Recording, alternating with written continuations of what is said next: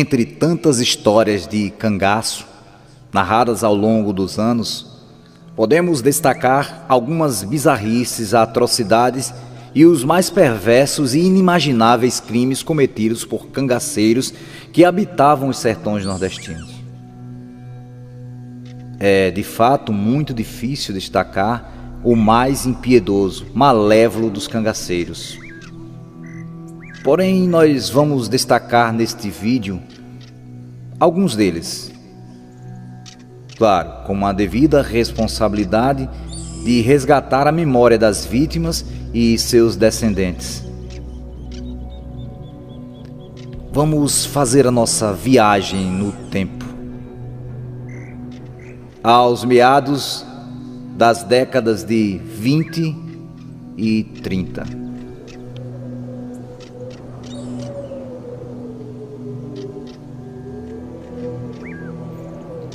Sabino Gomes. Sabino Gomes, mais conhecido como Sabino das Abóboras. Segundo pesquisadores e escritores, Sabino Gomes era um dos homens de confiança de Lampião. Ao seu comando, na tarde do dia 28 de setembro de 1926, a cidade de Cajazeiras, na Paraíba, é surpreendida com a investida dos cangaceiros comandados por Sabino Gomes, exigindo uma determinada quantia em dinheiro para que o mesmo não atacasse a promissora cidadela. Não tendo a resposta positiva, incendiaram as casas e mataram 3 pessoas e uma criança de 10 anos. Ainda assim, a população resistiu bravamente e assegurou a postura de não ceder às exigências de Sabino Gomes. Este cangaceiro foi ferido em combate na fazenda Pissarra, em março de 1928. Ocultou-se e dias depois foi encontrado morto numa valada. Segundo relatos, ele pediu para ser executado pelos seus próprios companheiros, mediante a terrível dor e sofrimento pelo ferimento sofrido. Gato.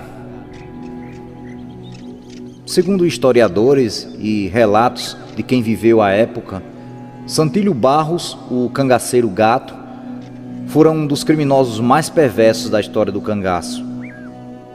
Uma certa noite de festa, em Brejo do Burgo, a população se desespera com a chegada dos cangaceiros Mourão e Mormaço, que por pura maldade acabam com o evento, disparando suas armas.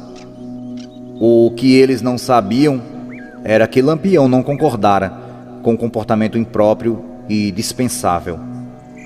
Assim, Virgulino pede providências a Gato, já que se tratava de um cunhado e primo dele. O cangaceiro matou os 2, sem muito considerar que sua irmã Rosalina estava grávida de Mourão. Gato, por muito pouco, não cortou a língua da própria mãe, quando soube que ela teria feito alguns comentários maldosos sobre as constantes visitas de cangaceiros em sua casa. Só não fez o serviço por intervenção de alguns familiares. Mesmo assim, ainda teria desferido solavancos e ameaçado com 2 facões, mostrando à progenitora dizendo: "Tá vendo isso aqui? Um é cala a boca corno e o outro é bateu cagou."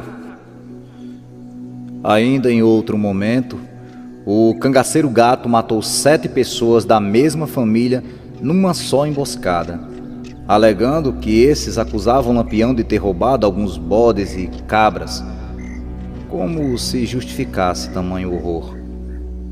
2 envolvidos foram surpreendidos numa casa de farinha e brutalmente assassinados pelo cangaceiro perverso, que, não estando satisfeito, foi até a casa da fazenda e terminou por dar cabo à vida de mais 5 pessoas da mesma família.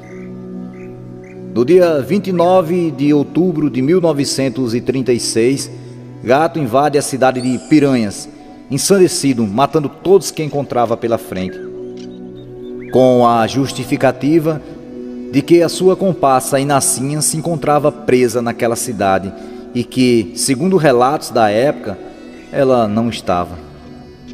Os poucos populares que ficaram, em reação a tiros, botaram os facinas para correr, com o gato baleado, que morreu 3 dias depois do confronto. Zé Baiano. Zé Baiano ficou conhecido por sua brutalidade e violência. A sua vida íntima ainda é coberta de segredos. Zé Baiano tinha um ferro de marcar gado com as iniciais de seu nome, JB, e ferrava na face das mulheres que, segundo ele, não seguia normas de comportamento. Enriqueceu com dinheiro de assaltos e empréstimo que fazia aos comerciantes da região. Ganhou o apelido de Pantera Negra dos Sertões. Zé Baiano também tinha uma companheira, Lídia. Muito embora não exista registros fotográficos da cangaceira, relatos de quem a conheceu afirmam ser a mais bela de todas as cangaceiras. Sua história trágica termina nas mãos do mais perverso cangaceiro do bando. Pois, descobrindo uma traição de Lídia com outro cangaceiro chamado Bentivi, pela ocasião, a assassinou a pauladas e a enterrou no mesmo local. Por essa razão, pediu dispensa do bando ao seu chefe Lampião, que não fora negado. Zé Baiano foi esfaqueado, baleado e então decapitado por um coiteiro regional chamado Antônio de Chiquinho. Porém, o fato gerou grande temor ao coiteiro e à população local. Se imaginava que Lampião voltaria à cidade em busca de vingança. Então mantiveram-se em silêncio por dias sobre o episódio, até que uma informação fosse divulgada acidentalmente durante uma festa. Nunca houve represálias por parte de Lampião.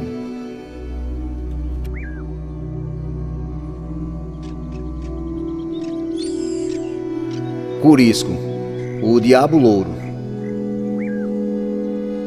Com este cangaceiro não havia perdão. Pouca conversa e muita brutalidade nos seus atos. Seu nome de batismo era Cristino Gomes da Silva Cleto. Segundo as informações historiográficas, Curisco entrou para o bando de Lampião depois de ser declarado de morte pelo coronel de Água Branca ao matar um dos seus homens.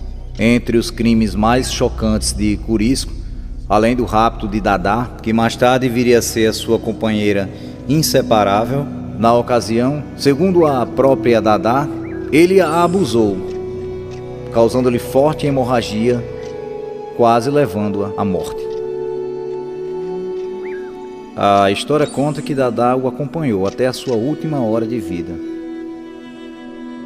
Mas o mais conhecido e chocante crime cometido por Curisco foi após a morte de Lampião em Angicos em 1938.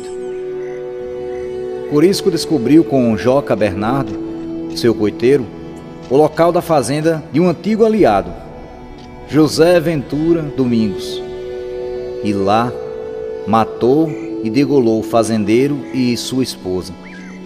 Crendo não estar completa a sua vingança, matou também os filhos de José. Curisco enviou as cabeças degoladas ao tenente João Bezerra, com um bilhete: faça com essas cabeças uma fritada. Matei 2 mulheres para vingar a morte de 2 que foram assassinadas em Angico. Na verdade, eles eram inocentes. Joca Bernardo teria dito a Curisco que Domingos tinha delatado o amigo Lampião. Mais tarde, o próprio Joca é beneficiado com 5 contos de réis por ter ajudado a encontrar Lampião. Curisco foi morto pela volante do tenente Zé Rufino, num ataque na cidade de Barra do Mendes, na Bahia, em um povoado denominado Fazenda Pacheco. O Diabo Louro foi baleado de uma maneira que sua mão direita ficou paralisada. Horas depois, morreu. Dadá saiu ferida na perna, tendo que amputar. Porém, sobreviveu ao combate, morrendo em 10 de fevereiro de 1994, em Salvador, na Bahia.